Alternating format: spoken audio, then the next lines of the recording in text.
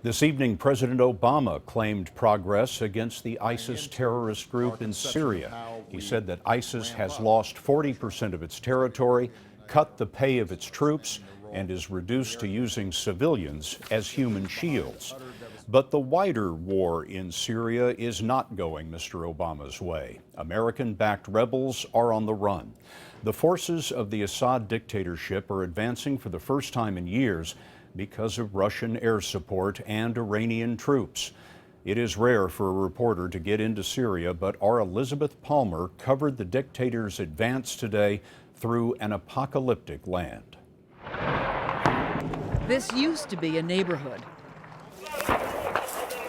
Now it's a battlefield, where the Syrian army says it's got the enemy on the run.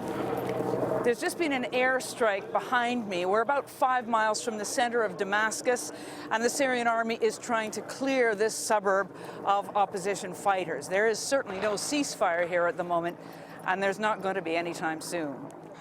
Salmer, one of the Syrian soldiers, takes us to see the buildings half a mile away where he says the rebels are now hiding. Overhead, we can hear the helicopters scouting their target.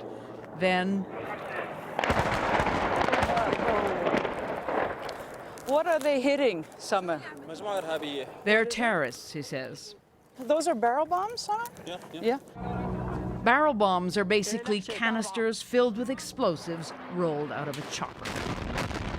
They're cheap, but horribly inaccurate. And are there any civilians left over there? No, he says, only fighters. But there are fighters' families, too, cowering under the attacks.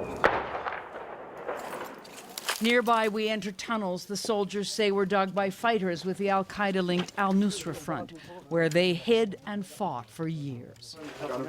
General Yusuf, the man in charge, leads the way through ruins he now controls. You're still using airstrikes in the suburb in order to fight Nusra? Yes, he says, because they're dangerous for Syria and the world, so we're justified in using any weapons that are legal. But that means that when this overstretched and undertrained army does gain ground, its victories look like nothing more than a few blocks of rubble. But the truth is, Scott, that by now all sides in this war are completely exhausted. And unlikely as it sounds, just a couple of suburbs over, the army has actually reached a mini truce with the rebels to allow food and supplies to reach civilians. Elizabeth Palmer with rare first-hand reporting inside Syria tonight. Elizabeth, thank you.